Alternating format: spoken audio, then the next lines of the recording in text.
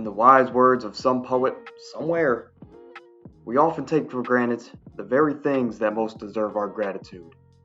And on a day like this Thursday, that is all about gratitude, we must show just that.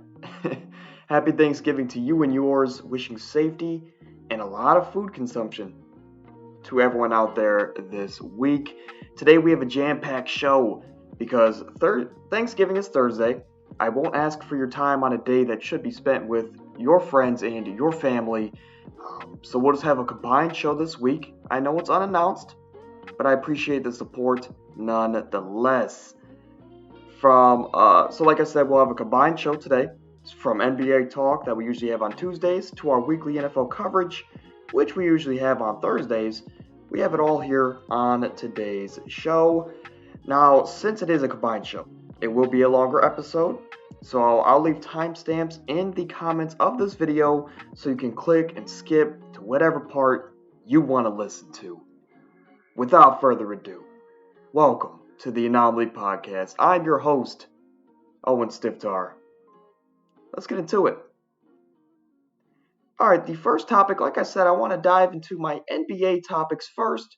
There's two things I specifically want to talk about, and then we'll dive into our weekly NFL coverage.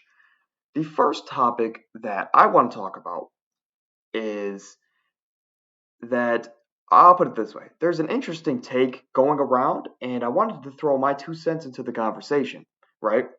But basically, the argument is that Luka Doncic, and the Mavericks are struggling from success, and Luka is on the same career path as LeBron James. There's a lot to unfold here, so let's get into it. So what exactly do you mean by struggling from success, one? And two, how does that relate to Luka and his time in the league so far, specifically with the Mavs? We'll break it down. Well, when we think about well-oiled teams in NBA history, when we go back in time and look at teams that have consistently won championships, they're well-oiled, right? And they're usually homegrown. What I mean by that is they're built through the draft and they have time to mesh, right? So they're bad for a long time. They draft well and they have time to mesh. Examples of these teams that I'm talking about, maybe the biggest example are those Spurs teams with Greg Popovich from the early 2000s all the way up until 2015, 2016. On the tail end of David Robinson's career, the Admiral, like I said, in the late 90s, early 2000s, the Spurs went out there. They were bad, and they ended up drafting arguably a top 10 player of all time in the game of basketball. That being Tim Duncan, Mr. Fundamental. Following that, they were bad for a couple years. They ended up drafting two more Hall of Famers in Tony Parker and Manu Ginobili. So they were bad for a couple years. They have their core now in Tim Duncan, Tony Parker, and Manu Ginobili. Then, after some championships that they won, they bring in another great player, arguably a top 5 player of the entire 2010s, of that whole decade, in Kawhi Leonard. And then they go on and they beat the Heatles and they win another championship. So I believe they had 4 titles with that core because they started off, they drafted their guy in Tim Duncan, and they built around him. They did all of this through the draft is my point. So they had 4 guys that changed their franchise all through the draft, all homegrown. Let's continue. Another great example of this tactic or technique that I'm using to build a well-oiled team is the current Warriors team. Obviously, we've talked about them before on this show, but after those fun, we believe, Baron Davis, Al Harrington-led Warriors teams in the early 2000s, obviously, the Warriors needed to pivot, right? They needed to find a way to actually compete for an NBA title and not just have a fluke run to the conference finals, which I believe they made. But how did they go about it, right? What was step 1 in their process, and where are they at today? Step 1 of their process, well, they started by drafting arguably the greatest point guard of all time, a top 10 player, the first ever unanimous MVP, the greatest 3-point shooter ever, a 4-time champion, I mean, the list of accomplishments go on, but they drafted the one and only Wardell Stephen Curry. But when they drafted this young kid out of Davidson, obviously he had the miracle March Madness run. They knew that he had ankle problems. They knew he had a short history of injury issues, right? And that showed early in Steph Curry's career. And, he was missing tons of time, leading this Warriors team to be bad for many, many years. Uh, with these injuries concerns, excuse me, the Warriors at one point, they even considered trading Stephen Curry. A lot of you guys, I know some of you guys know this, but some don't. At a point in the early 2010s, the Warriors considered trading Steph Curry for Andrew Bogut. For casual NBA listeners, Andrew Bogut was a foreign center drafted in '05. I think he was the number one pick. Never turned out to be much, right? Nothing more than a role player, right? But they stuck with who they drafted. We're talking about the Warriors. They stuck with Steph Curry, the guy that they drafted, their homegrown talent. Then in 2011 and 2012, in those drafts, the Warriors went out and they drafted Klay Thompson. They drafted Draymond Green. And after some time to mesh with that core, they would go on to win 4 championships, I think go to 6. They're currently on their quest for their 5th championship, their 7th attempt. And I mean, we'll get into this Warriors team a little later. Spoiler alert, you might see it in the thumbnail. I want to talk about them and their current timeline a little later.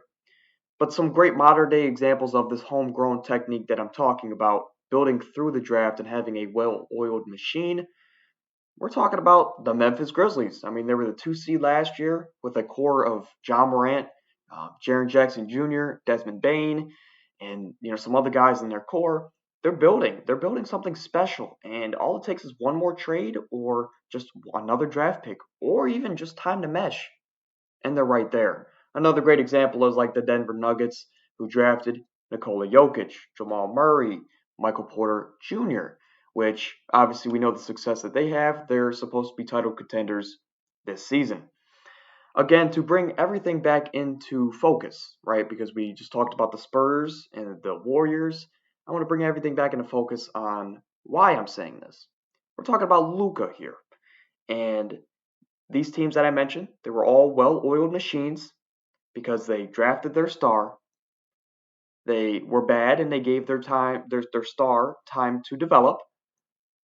Then they drafted complementary stars, and that core meshed, and that was the building block for their franchise to be dominant for a long period of time. Now, the problem with Luka and the argument going around is that from he's suffering exactly from what LeBron suffered from early in his career. The problem, you may ask, is that he's just too good. It seems crazy, but let me get into it. I mean, with Luka being able to come into the league, be as dominant as he's been, and be as healthy as he's been, that's rare to be as dominant and healthy as he's been early in his career. But then this team, because of that combo, they've won a lot of games as a result.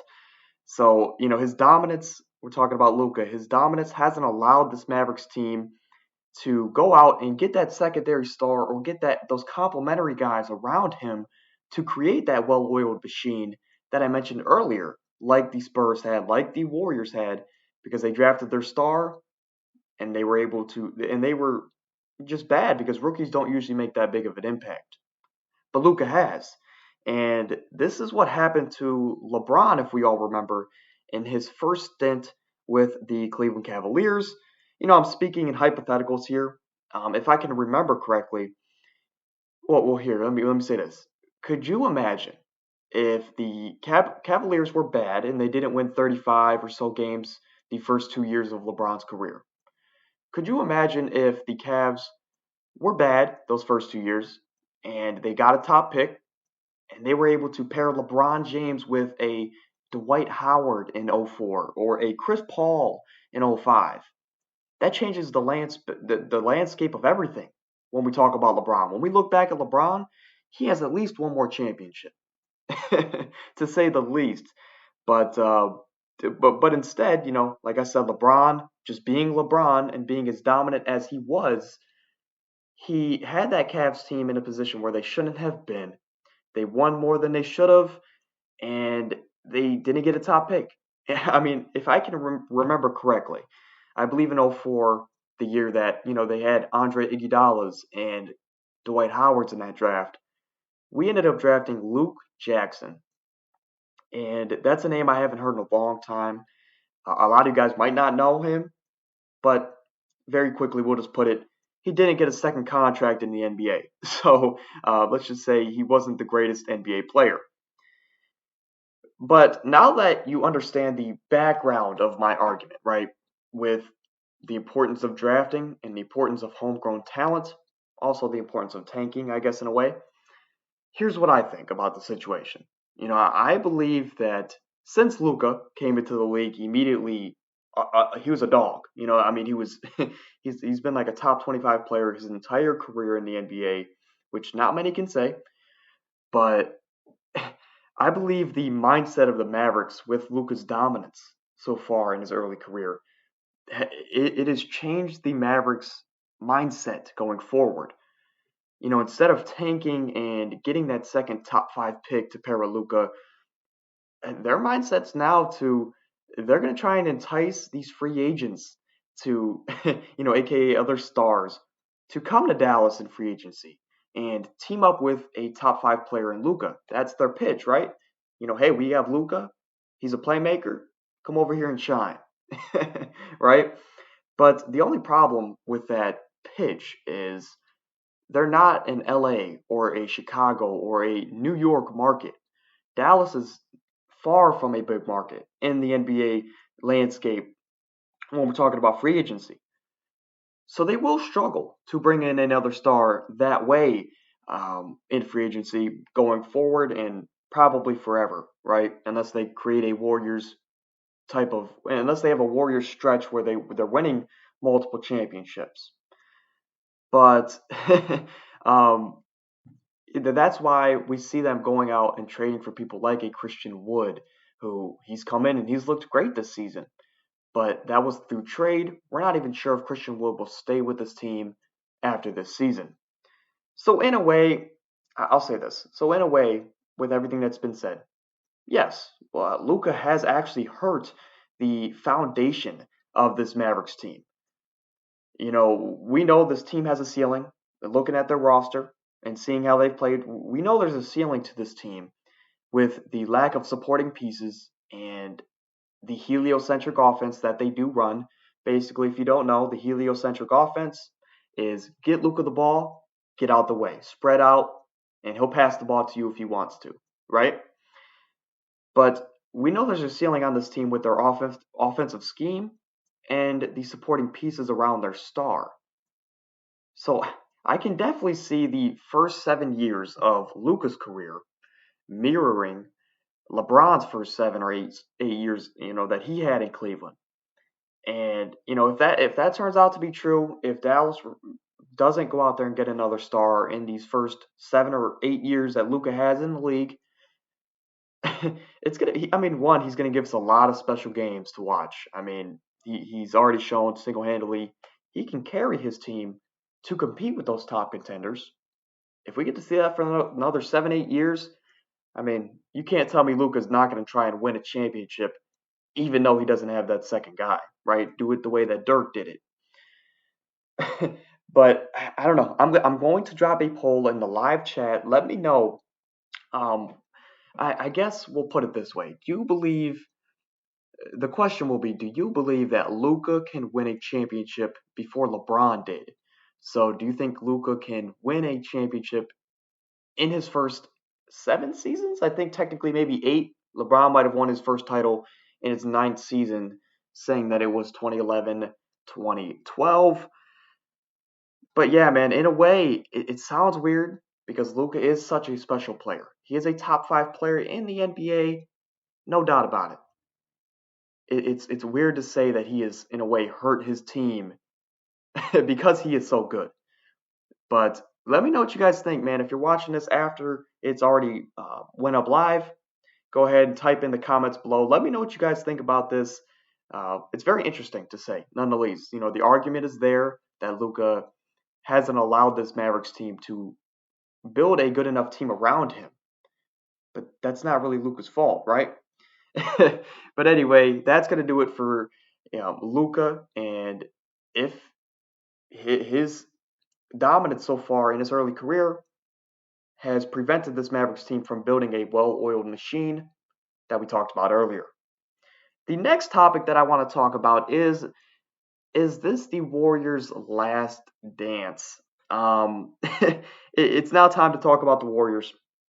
You know, they're the reigning champs in the NBA. Obviously, last year took down the Boston Celtics in 6 or so games, I believe.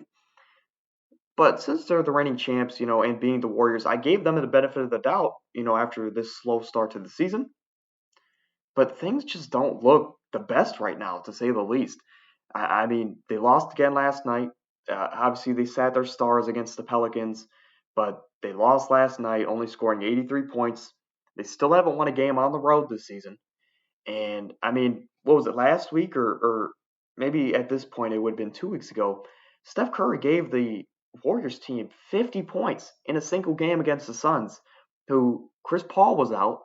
You had Cam Johnson was out, and Jay Crowder obviously they don't have because he's on his couch just like the rest of his fans. So down three valuable rotational pieces, and Steph Curry putting up 50 points, they still lost by double digits to Devin Booker and the Suns. Again, I gave this Warriors team the benefit of the doubt because at the end of the day, it is the Golden State Warriors. They are a veteran team, and we know veteran teams can flip that switch at any moment. Plus, they won 4 championships, so that also helps the argument, right? But I think we need to take a step back and really talk about these early season struggles, especially with their direction going forward and the questions around how they're going to be moving forward. I believe Bob Myers, obviously he's the GM or owner. I can't remember. I think the GM. But Bob Myers, Steve Kerr, and whoever else is over there in Golden State making decisions, I think they need to realize how hard it is to straddle both of the timelines that they're trying to manage. One of letting the young guys grow and develop, and also having a timeline of the vets. Of we have Steph Curry, we have Klay Thompson, we have Draymond. This is the best core that we've ever had in franchise history. We're gonna go out and try and win another championship. But they're trying to straddle these two different timelines of letting the young guys grow and competing for a championship. It just causes conflict. We've already seen a lot of off-court drama with this team so far this season. I mean, obviously it started, what was it, a preseason with Draymond hitting Jordan Poole. Obviously the viral clip going around of him or of the two of them in practice. Excuse me. But then obviously we saw recently James Wiseman, their number 2 pick from a couple years ago. He's been playing shaky to start the season.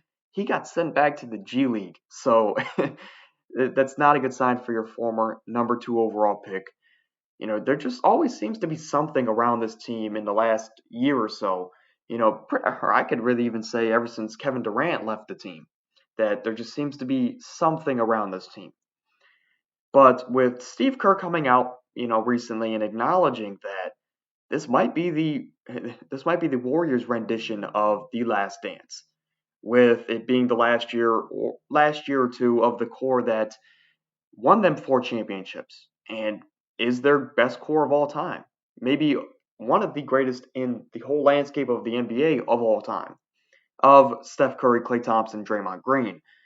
It'll be interesting to see basically where the Warriors' priorities are going forward.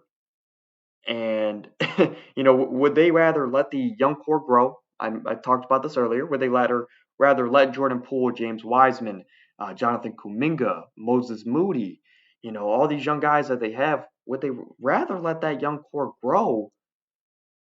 Letting the veterans that they do have, letting that core that we talked about earlier in their big three go out and get that fifth ring with making no changes to the roster. So that's option one, letting the young guys grow. Don't make any changes, and hopefully the core that we have carry us to where we need to go. Or will they realize, hey, we can't waste the greatness of Stephen Curry. Let's go all in for this last, maybe our last championship. And hey, maybe in that process we have to trade one of the younger guys, or maybe two, and some draft picks. We go out there and trade for another piece to help us go and win another championship. You know, I mean, sure. You know, when we look at this, we could say, you know, in a perfect world, in a perfect scenario, this team could do both, right? They could straddle both timelines and they could have this work out perfectly. I mean, and hey, if there was any team to do it, it would be the Warriors. But that's, like I said, that's a perfect scenario. That's very hard for, it's very hard for both of these. It's very hard to maximize. I'll put it this way. It's very hard to maximize both timelines, um, especially when you're trying to compete for a championship, you know?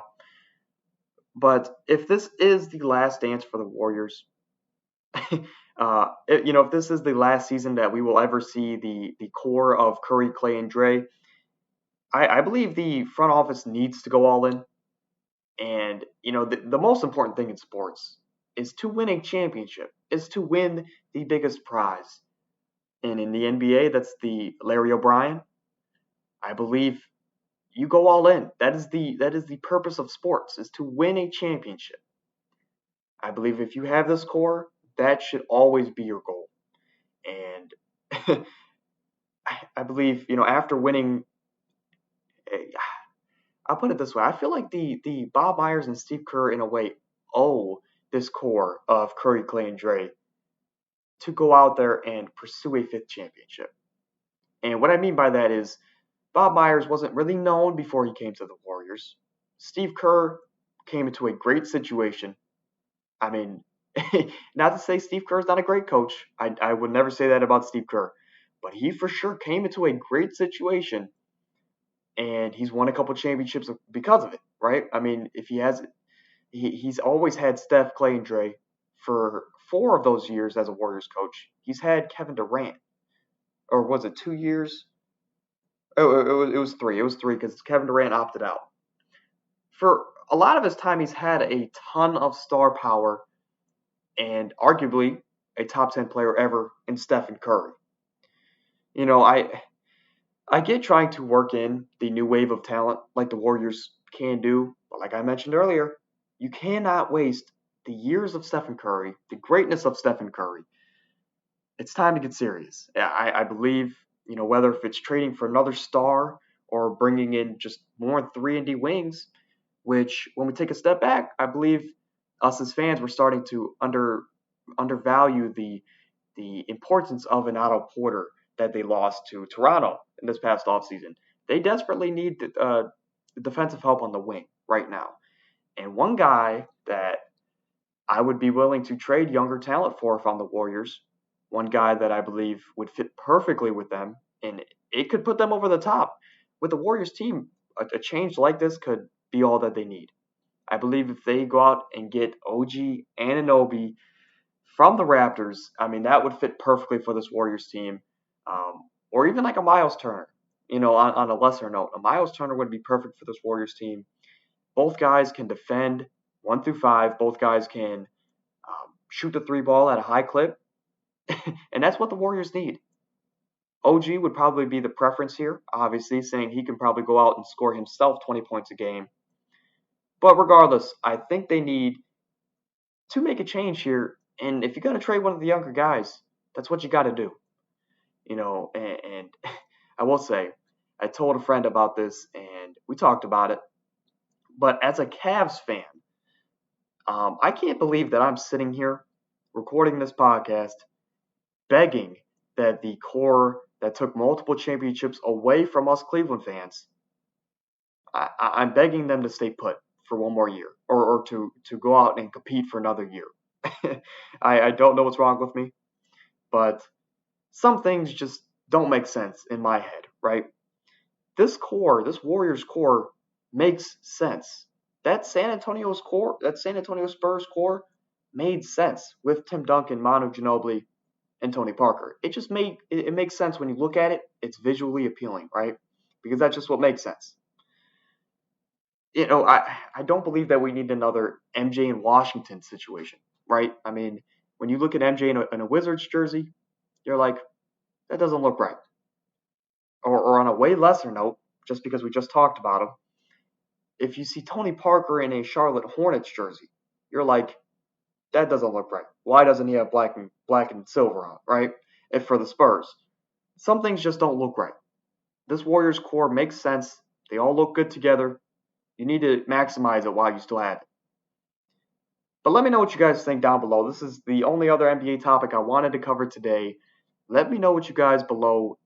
I'm going to drop a live chat or another poll in the chat. Let me know what you guys think. Should the Warriors prioritize growing their younger talent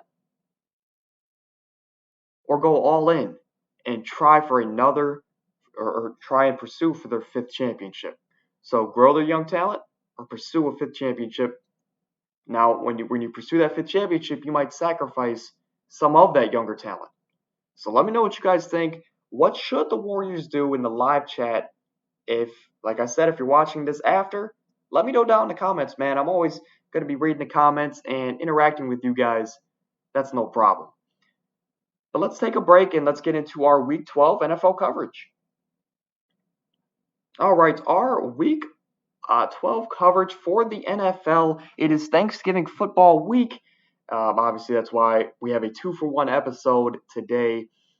But we're going to get into it, man. Our first game that we're going to cover is the 7-3 Buffalo Bills going into Detroit to take on the 4-6 Lions. We'll start with the Bills here. For the Bills, they're coming off of a much needed win last week against the Browns in Detroit, coincidentally. But for a defense that's recently struggled against the run in the Bills, they surely turned it around last week. They held the Browns to, I believe, under 3 yards a carry. And, even though the Browns were down most of the game, it's still impressive nonetheless. The Bills are 3-2 on the road this season, so not where they want to be, but still good nonetheless. And they're also playing a Lions defense who it is in their scheme to give up 30-plus points a week. But that's what they've done on a regular. And I'm looking for this Bills offense to explode yet again this week and get back to where they want to be offensively. For the Lions, the home team, they're quietly, and for some reason, it didn't even pop in my head until I was just looking at the record. They're quietly on a 3-game win streak. Following a loss, following a win last week against the Giants, where I believe they won by 2 or so scores. It was a very impressive win. They were up by almost 20 points at one point. So very impressive win for the Lions on the road last week in New York. And even though they are 2-3 at home this season, hosting the Bills here, it doesn't help that. But they're 2-3 at home when their stars have been healthy this year. So I'm talking about the first couple weeks of the season and then these last couple weeks. So that middle part of the year, we won't count. But when DeAndre Swift and Amon-Ra St. Brown, when both of those guys have been healthy for this Lions offense, they've been electric. I mean, they themselves put up 30 points a week when those guys are in the lineup. And though DeAndre Swift seem to never give him the ball, they've been giving the ball a lot to Jamal Williams in the red zone. And J.C. Jackson's even getting a bit of a role in the backfield this last week. So DeAndre Swift doesn't touch the ball as much as you would predict he would, being that he's the most talented running back on the Lions roster. But nonetheless, I mean, Amon-Ra looks good for fantasy sakes. I mean, I think he's a top 10 wide receiver for the rest of the season, including the fantasy playoffs. But I'm expecting this game here, Buffalo on the road and Detroit at home, obviously. I'm looking for this game to be the game of the day, best game of Thanksgiving. And because of that, Bills win late. So, whatever that means, if the Lions try and make a comeback at the end, or if the Bills kick a game-winning field goal, give me the Buffalo in the last couple minutes of the game. Next, the Thanksgiving game, I believe this game kicks off around 4:30. We have the 7-3 New York Giants taking on the 7-3 Dallas Cowboys. This is the battle for second place in the NFC East. We'll start with the road team in the Giants here, like we typically do. They're coming off of a surprising loss last week to Detroit. Like I said, they just didn't look good on either side of the ball. But that happens, right? To any good team, they always have a bad week, like the Vikings, which we'll get into in just a couple minutes. But they just lost their rookie wide receiver in Wan'Dale Robinson. I believe it was a torn ACL. I could be wrong. But regardless, he is done for the season. Unfortunately, it was very exciting to watch. He had a good game last week. I believe he had like 9 catches for 80 or so yards. So the rookie has showed promise. Wan'Dale was actually a big reason why that this Giants team shipped out Kadarius Toney for basically nothing. Was because they believed a lot in Wan'Dale Robinson.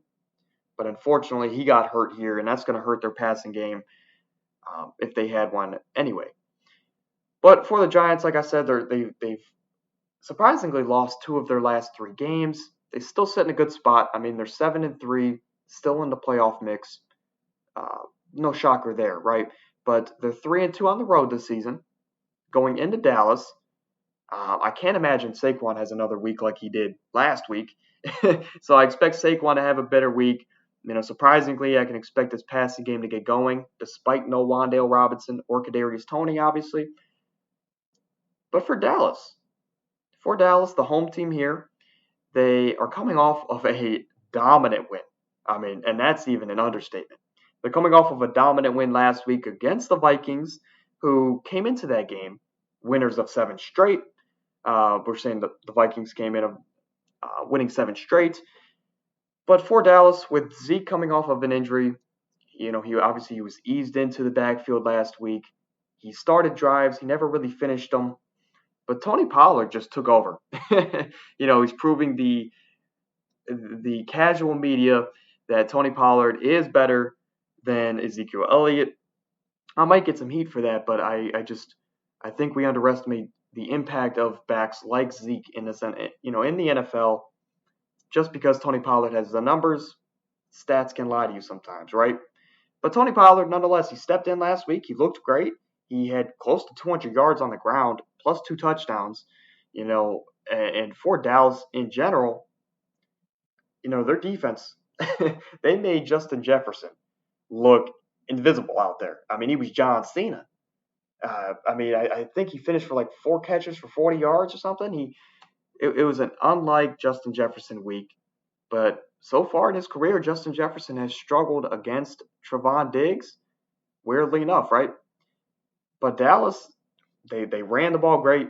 They played amazing defense, and they shocked the world with a 40-3 win against Minnesota. And though I want to say that Dallas will get in their own head, they're going to get ahead of themselves coming into a game like this after a big win against Minnesota, I think their defense can make up for an offensive slow start for this Dallas team in this Thanksgiving game. Give me Dallas at home. Also, I want to say look out for CD to have a better game this week. The last Thanksgiving game, we're going to have the 6-4 Patriots going into Minnesota to take on the 8-2 2-seed Minnesota Vikings. For the Patriots, we'll start with the road team.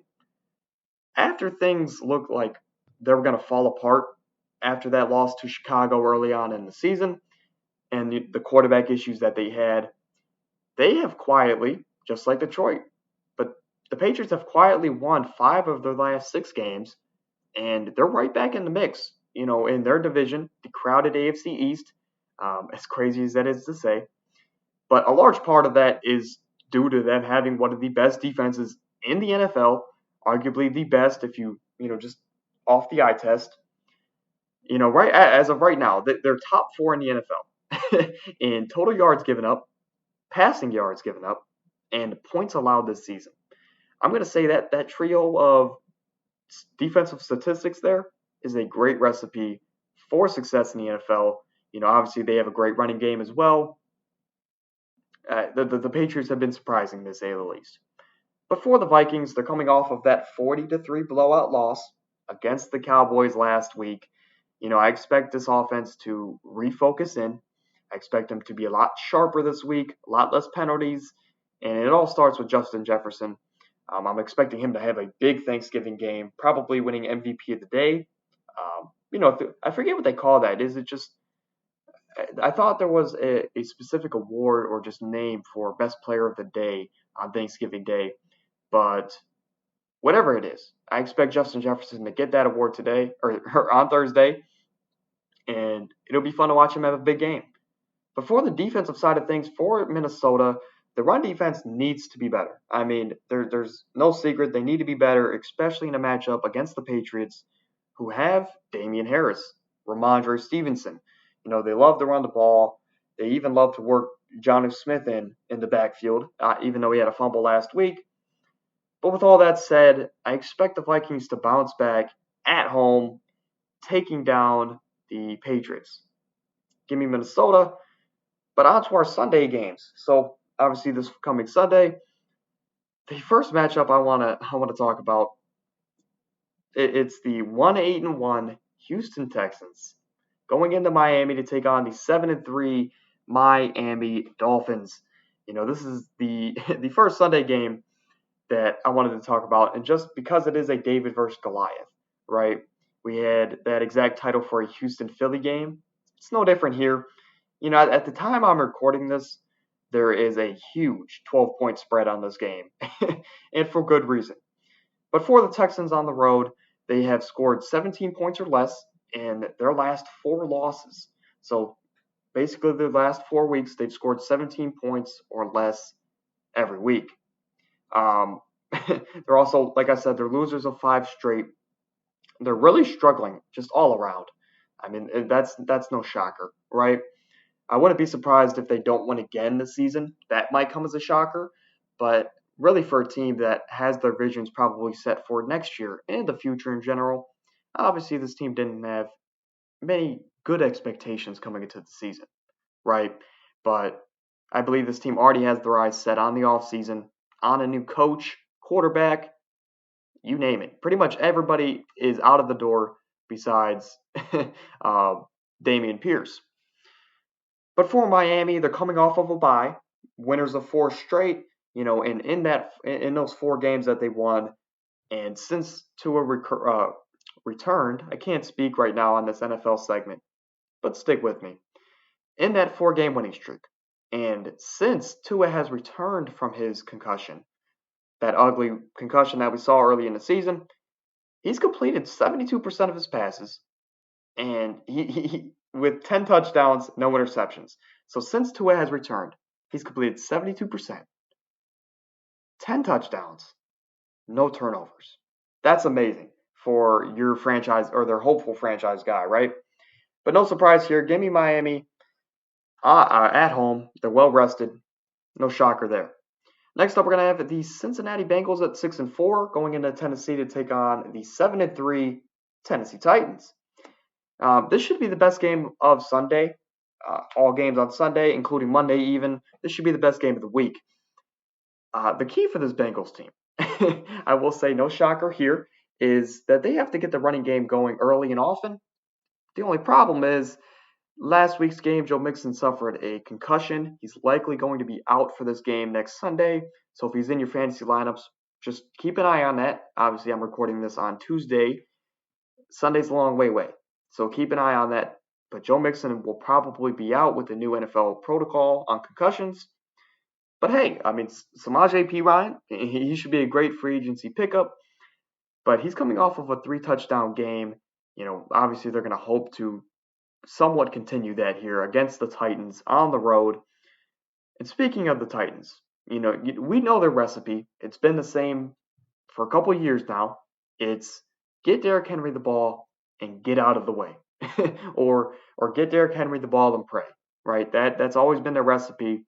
But on the plus side, Brian Tannehill, for one, he's coming off his best game of the year. And for 2, their defense, they've only given up 20 plus points.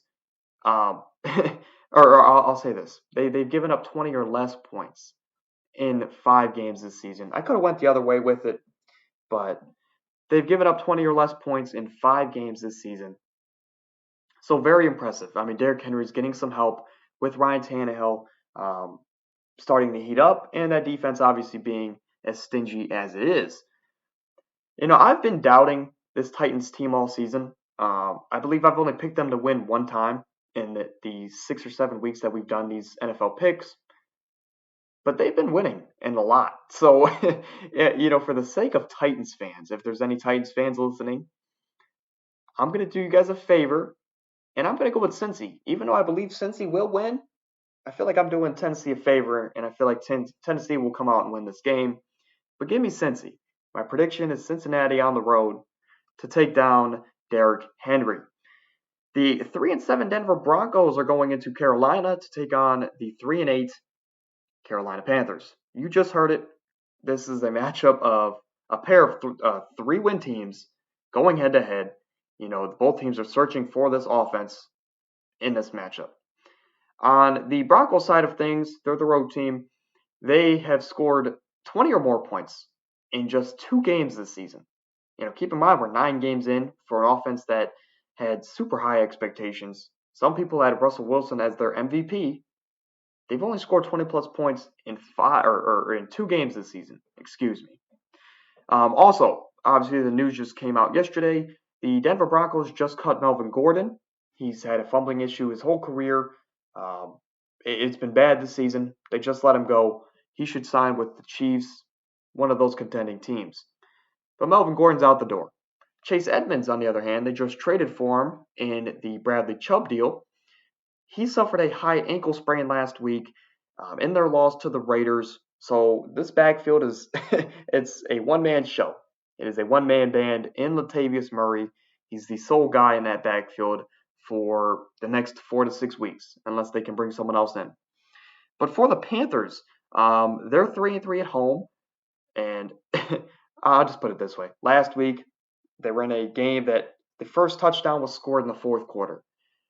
But that's no excuse. Their offense looked horrible last week against the Ravens, and that was with Baker Mayfield stepping back in and taking that starting job. A positive I will say here for the Carolina Panthers is that their defense has looked amazing since the CMC trade. Despite the 21-point loss they had to Cincy, where the game was over after the first quarter, their defense has looked amazing. It's just that their offense is so bad that they don't ever stand a chance, right? But this game's a toss-up to me. But in that scenario, when a game's a toss-up, I usually look for the better coach, quarterback, and defense. Those are the 3 things I look towards. Most check marks go towards the Denver Broncos. So I'm going to take them on the road. Give me Denver to take down Carolina. Next up, we're going to have the 3-8 Chicago Bears going into New York to take on the 6-4 New York Jets. Excuse me. We'll start with the Bears. They're currently on a 4-game losing streak. In that stretch, they've allowed 35 points a game to the opposing team. So safe to say, not a great recipe for success if that is in their game plan. They need to change something. But the emergence of Justin Fields obviously has been something to watch. It's been electrifying, in these 4 or 5 weeks that he has really taken off. But per Ian Rappaport this morning, in last week's game against the Falcons this past Sunday, Fields suffered a dislocated left shoulder. Obviously, a good thing it's his non-throwing arm. Though I don't want to see injuries for anybody, it's a good thing it was his non-throwing arm. Nonetheless, he suffered a dislocated shoulder. I'd be shocked if he suited up for this game. Apparently, he's not been ruled out yet, so I don't want to say sit him or don't account for him in this game. But I would be shocked, to say the least, if he plays against the Jets. But for the Jets, they're the home team. They're coming off of a punt return loss to the Patriots last week, the first punt return of the season. Congrats to the returner. Unfortunately, I forgot his name. Regardless, the Jets lost in an ugly game last week. They're trying to stick in this AFC playoff picture. And with playing a bad Bears team with no Justin Fields, or possibly no Justin Fields, if they can't win this game, we'll start with one. Zach Wilson, I expect him to get the Josh Rosen treatment. And if you're not familiar, what I mean by the Josh Rosen treatment is he was a young quarterback that was drafted. And usually, rookie quarterbacks, when they're drafted, they get 3 years. They at least get 3 years to prove their spot, prove their worth in this league, right? But if they can't win this game, I would go as far as to say that Zach Wilson gets Josh Rosen treatment, which he will get replaced at the end of this year. I kind of went everywhere there. But I will look for New York. I would expect New York to look for a different quarterback this offseason if Zach Wilson can't win this game at home against a team with no quarterback. I mean, that's one. Two, I would also say the Jets don't deserve a playoff spot if they can't win this game here against the Bears. So this Jets team, I feel like unintentionally has a lot of pressure on them going into this game, which should be an easy win, but they have a lot of pressure on them. I believe Zach Wilson gets replaced at the end of the year if they don't win this. And just personally as a fan, I don't want to see them in the playoffs if they can't win a game like this. Give me New York, though, for the sake of Zach Wilson and that Jets team. Give me the Jets at home. Next up, we're going to have the 5-6 Atlanta Falcons going into Washington to take on the hot Washington Commanders. This is a matchup between two overachieving teams, at least in my eyes. And both teams have worked their way into the playoff conversation. We'll have to see, obviously, if that plays out as we go forward further. But I actually want to start with Washington here, the home team. Like I said, they're 6-5, and they've quietly won 5 of their last 6 games. Ron Rivera just came out after their last win, and he was like, Taylor Heinicke is our guy going forward. There's no quarterback conversation. Carson Wentz will work towards a backup position for the remainder of the season. So they have a solidified guy at quarterback now. They've won 5 of their last 6, basically since Heinicke has stepped in.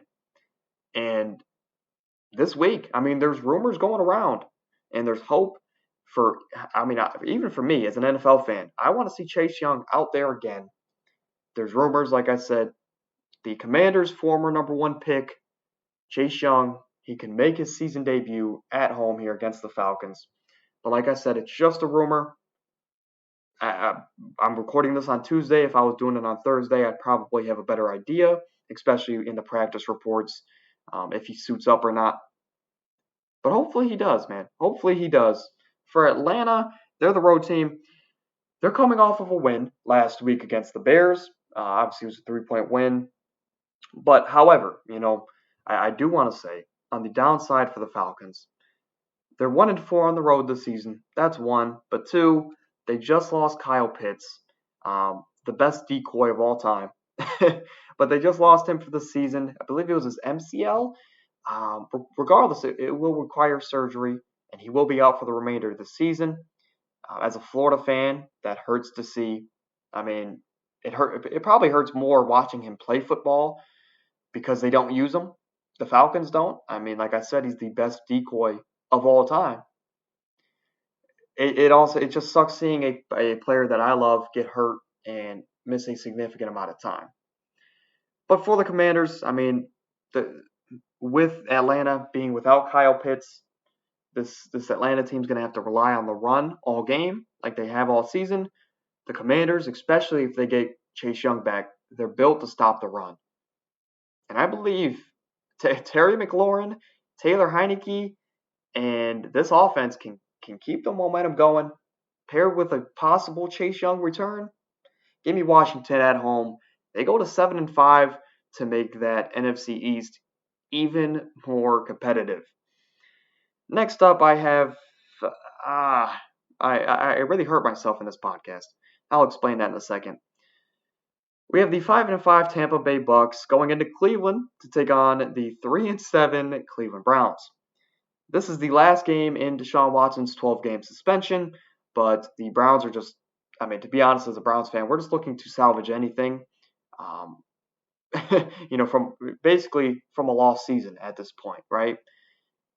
But it all starts with the coaching. We still haven't made any coaching changes, though we're 3-7, underperforming. I mean, that's an understatement, but we're underperforming. I mean, somehow, some way, Joe Woods, our defensive coordinator, still has a job. I don't want to take money out of that man and that family's pockets, but come on, it is a profession, and he's not doing too good at his job. Joe Woods needs to go out. That's the first change the Browns need to make before Watson even comes back. But like I said, it's the last game before Watson returns next week against Houston. Go figure. But for the Bucs, this is Tom Brady's fourth career start in Cleveland, where I think he's 2-1. If I can remember off the top of my head, I know his only loss came in 2010 when Peyton Hillis was going crazy. That was, I think, when we had Jake Delhomme starting for the Browns, or maybe it was Seneca Wallace or Colt McCoy. It might have been Colt McCoy because he had that 2-game stretch where we beat the reigning Super Bowl champs in the New Orleans Saints at the time, and then we beat the Patriots. Shout out Reggie Hodges because in one of those games he had like a 30 or 40-yard punt return run. It was awesome. I think it was the Saints game. Regardless, for Tom Brady and the Bucs, Tom Brady, like I said, he's 2-1. Should be 3-1 here. I believe Tampa comes out. They're heating up. I believe everybody's looking past Tampa when we're talking about Super Bowl contenders. But they're heating up. They're coming off a bye week. I believe they're going to be more focused than ever after their win in Germany. And they should beat the Browns, right? But this is the Anomaly Podcast. If you missed the first ever predictions video, I said that as a Browns fan, and I try not to use bias on this podcast, right? I try to stay away from the homer picks. But I said one thing in these NFL picks, at least for this first season. I'm going to pick the Browns each and every week, no matter what. So in this game, Nick Chubb's probably going to go for 600 rushing yards, a couple touchdowns. Browns pick up the win at home. At least that's probably what it would take. Next up, we're going to have the Baltimore Ravens at 7-3 going into Jacksonville to take on the 3-7 Jacksonville Jaguars. The Ravens will start with the road team. They're coming off of their fourth straight win. They're looking for their fifth straight here. They have a comfortable lead in the AFC North. I believe they're only technically one game above, but they have the tiebreaker on the Browns and the Bengals. So they're in a comfortable spot in the lead in the AFC North. This is no doubt, this is a trap game for the Baltimore Ravens with the records being flipped. Jacksonville, they're much better than their 3-7 record. I'm going to be the first person to come out and say that if it hasn't been said already. But for Jacksonville, they're coming off of a much-needed bye week to get their guys healthy and just to regroup as a whole. They're 2-2 at home this season. Don't be surprised. Like I said, if Jacksonville comes out and they win this game and they shock the world, beating a hot Ravens team, I could see it being a Justin Tucker type game. And what I mean by that is I could see this being like a 12-7 game. It'll be close. No doubt about it. Christian Kirk or whoever will score a touchdown or ETN for the Jaguars, but I could see this being like a 12-7 game or 12-10 game where Justin Tucker just makes 4 or 5 field goals, wins the game for the Ravens. I believe, with that being said, Lamar and the Ravens pull away, and another fourth quarter, they improve to 8-3, extending their lead in the AFC North. Next up, we're going to have the 3-7 Las Vegas Raiders going into Seattle to take on the Seahawks, right? For the Raiders, they're coming off of their first road victory of the season against Denver. It's always fun to see the elite wide receiver cornerback matchups. Obviously, we're talking about last week with Devontae Adams and Patrick Surtain for the Broncos, who, by the way, Pat Surtain has the best nickname in the game of football. His nickname is PS2, obviously his initials, and then his jersey numbers 2. But as a gamer, PS2, always appreciated. Devontae obviously though got the best of the matchup. He ended up having the walk-off touchdown, getting the Raiders the win on the road in Denver. Hopefully that momentum can carry over to this game against Seattle. But for the Seahawks, they're coming off of a bye after their loss in Germany, as I mentioned earlier. But for the Seattle team, for a team that wants to make a playoff push, and with the 49ers being red hot in their division, this is a must win for the Seahawks if they want to win their division, right? Unfortunately for the Seahawks, is Pete Carroll in his career as a coach, whether if it was even at USC or here in Seattle, he's always been known to be terrible after bye weeks, right? And the only thing that's in Seattle's favor here, though he has a below 500 record when he's coming off of a bye week, we're talking about Pete Carroll. He's just better than Josh McDaniels, which is the coach for the Raiders. It'll be fun in this matchup to see. On a side note here, it'll be fun to see a Tariq Woolen, Devontae Adams matchup. Even though Tariq Woolen is very young, don't expect him to keep up. It'll be fun to see a 6'4" corner against Devontae Adams. But with the playoff push, like I said, and with the head coaching advantage, give me Seattle. I might regret this pick, but give me Seattle at home here to go to 7-4. Next up, we're gonna move to the other 4 o'clock game. We're gonna have the 5-5 Los Angeles Chargers going into Arizona to take on the 4-7 Cardinals, Arizona Cardinals. We'll start with the Chargers team. Last week, it was simply just a disaster for this team. I mean, in the last 8 or so minutes of the game, I believe there was like 4 turnovers, 3 of them being by the Chiefs. And the Chargers, they just could simply not finish last week against the Chiefs. With all the turnovers, still couldn't take advantage. But Justin Herbert, this week, he should finally have a fully healthy group of receivers. Obviously, Keenan Allen, he had an okay game last week. Joshua Palmer stuck out. But Keenan Allen and Mike Williams, they should have increased roles this week. I expect them both to be back to their starting roles where they get 90% of the offensive snaps. Expect them to be back to that level this week. That alone should be enough in this matchup. But for Arizona, they're coming off of a Monday night loss in Mexico. Obviously, it was just yesterday for me. To the 49ers, who are red hot. Kyler Murray, obviously, he missed the game in Mexico because of his hamstring. He's questionable for this game next Sunday. Obviously, like I said, this is the only downside of doing this podcast on Tuesday, right? Instead of having that regular Thursday, because a lot of the injury reports come out on Thursday morning, so I can always see that stuff. But he's questionable with a hamstring going into next Sunday. He's doubtful to play. I do expect Kyler to play. But with or without Kyler Murray, I believe this Chargers team should definitely get back in the win column. I don't think the Kyler Murray addition will matter too much because this Cardinals team just needs a lot. Give me the Chargers on the road to finally get a win. They might burn me for the 4th week in a row.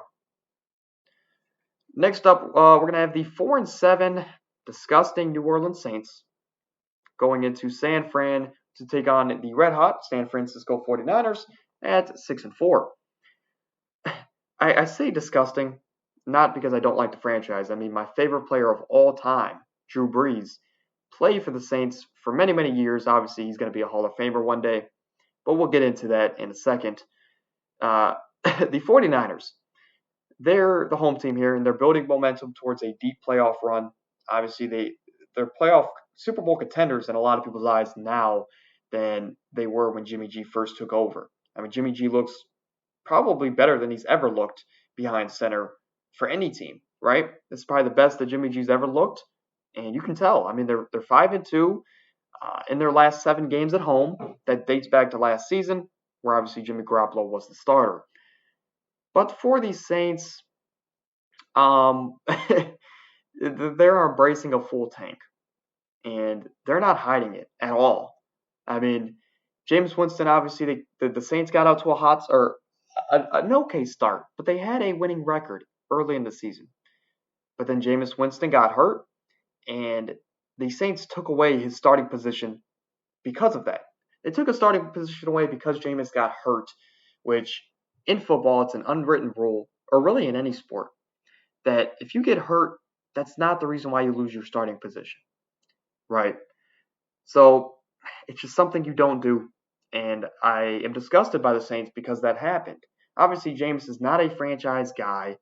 Obviously he's not someone they look to be, a franchise savior. I get it, but that's an unwritten rule in football. It's disheartening to see a guy like Jameis, who has nothing but the best intentions, get replaced. But the Saints, for this matchup, they haven't run a road game since week one. I don't expect that to change. Give me the Niners, and George Kittle will probably come out and have a better week, or not a better week, but a similar week than he did last week. Next up, we're going to have the 3-7 Los Angeles Rams going into Kansas City, going into Arrowhead to take on the 8-2 Chiefs. At the time I'm recording this, there is a 14.5-point spread on this game, and that makes it difficult to believe, right? Because this is a matchup between two of the last three Super Bowl winners. So a 14.5-point spread is crazy, but obviously it's for good reason. We'll start with the Chiefs here because it's very simple. They're healthy. They've won 4 straight games. Mahomes has thrown for 300 plus yards in 5 straight games. They just won a game that they shouldn't have against the Chargers. So even when everything goes wrong for the Chiefs, they still find a way to win. For the Rams, though, on the road, they're not healthy. We'll start there. Obviously, Cooper Kupp, Matthew Stafford might be out this week. They're not healthy. They're very desperate for a win, but they just don't have enough talent on either side of the ball. I mean, surrounding Aaron Donald and Jalen Ramsey, where's the rest of the talent on the defensive side of the ball, right? But they're just desperate. They don't have enough. They're going into Arrowhead against Pat Mahomes. I think it's pretty simple. Give me Pat Mahomes and the Chiefs there. Moving on to Sunday Night Football, we're going to have the 4-7 Green Bay Packers going to Philly to take on the 9-1 Eagles. For Green Bay, we'll go with them quickly. They're coming off of a Thursday night loss to the Titans. They should be well rested going into this Sunday night game. Christian Watson, he had like 2 touchdowns, or he had 4 catches, 41 yards, 2 touchdowns, or something like that. He's shown promise, and that's the biggest thing for this Packers offense that has lacked a number 1 receiver since the departure of Devontae Adams, right? But overall, the offense hasn't looked great all year. The defense has looked okay. The run defense has got awful, but the team just as a whole, they haven't looked great. I don't expect anything to magically change here on Sunday night. We're going to start with the Eagles then. We're going to move on to the Eagles. The Eagles are coming off of a late game heroic win last week against the Colts. Um, I'll start this by saying I was never the biggest Jalen Hurts believer. And, maybe it was because he got replaced at Alabama. And instead of fighting for a position, he moved schools, right, to Oklahoma. Or maybe it was because I was a Carson Wentz fan. And I thought Carson Wentz was done dirty with Jalen Hurts taking over and Carson Wentz being shipped out, right? But this game has made me a believer, to say the least. It proved a lot to me because for the majority of that game, um, everything seemed to not go right for the Eagles, especially on the offensive side of the ball. Nothing seemed to really get going with the passing game. Miles Sanders struggled on the ground, but even though when everything was going wrong, they're having a lot of penalties too. Everything was going wrong for this Eagles team. Jalen Hurts got the guys together, and they hopped on his back, and he went out there and he won them that football game. And that proved a lot to me because his ability to step up and take over that game made me a believer. And I was not the biggest Jalen Hurts fan, but now I am. Jalen Hurts looked amazing. He is amazing. I expect that to be no different here against the Packers defense. I do expect the running game to get going a little bit more this week, saying the Packers let people walk by them. not run, but walk. Um, I don't know. Aaron Rodgers, he's lost 3 straight primetime games. Expected to be a fourth this year or this week. Give me Philly at home to take down the Packers. On to our last game of the week. We're going to have the Monday night game. The 3-7 Pittsburgh Steelers go into Indy to take on the newly led 4-6-1 Indianapolis Colts. You know, this is the definition to me of a Monday night snooze fest. A Monday night snoozer. But this game has old school football written all over it. Smash mouth defense, running all the time. You know, for a lot of the older NFL fans, this is going to be your game of the week, right? But the Colts, will start with them. We'll start with the home team this time. But their new coach, Jeff Saturday, he has found a shocking recipe. I have air quotes there for this offense to be successful, and that is to get Jonathan Taylor the ball. Shocking, right? Get your best offensive player the ball multiple times a game. It's pretty shocking. But for this week they do face a challenge. Pittsburgh they do have a top 10 rushing defense. I do believe Jonathan Taylor probably gets 25 to 30 touches this game. I expect it to be a lot of dump offs and a lot of running here, even though Pittsburgh has a stifling running defense, right? That also helps that TJ Watt, it's another week back from that injury he had early on in the season, which always gives the much needed boost that this Pittsburgh defense needs going forward, right? I hate to say it as a Browns fan, especially. I hate to say it, but I believe this is a game that has Mike Tomlin written all over it. I believe this is just a game that Mike Tomlin is going to win, no matter what. And with the offense opening up more, last week they took a lot of deep shots and connected on some of them, especially to George Pickens. I believe with the offense opening up more in the passing game and Kenny Pickett getting enough support from the running game and the awesome defense they have, give me the better coach and the better defense here in Pittsburgh on the road Monday night. I'm going to put a picture on the screen here of my picks for the entire week. We'll run through it quickly. I'll just say my winners here. For Thanksgiving, I have Buffalo, Dallas, and Minnesota winning. When we move to Sunday, on the 1 o'clock games, I have Cleveland, Cincinnati, Miami, the Jets, Washington, Denver, and Baltimore winning the 1 o'clock games on Sunday. For the 4 o'clock games, I have the Chargers, Seattle, Kansas City, and the San Francisco 49ers. For Sunday Night Football, I have Philly. Monday night, give me Pittsburgh. Last week we had an 8-6 record, so not too bad. Obviously the Browns don't help too much, but an 8-6 record on the season. We're 46-38, which, if you're wondering, that's a 55% correct rate. So hopefully we can improve on that, get it back up to over 60 like we had it for the majority of the season. Regardless, I'm very excited for this podcast to be out there for today. It was obviously it was a 2-for-1 special.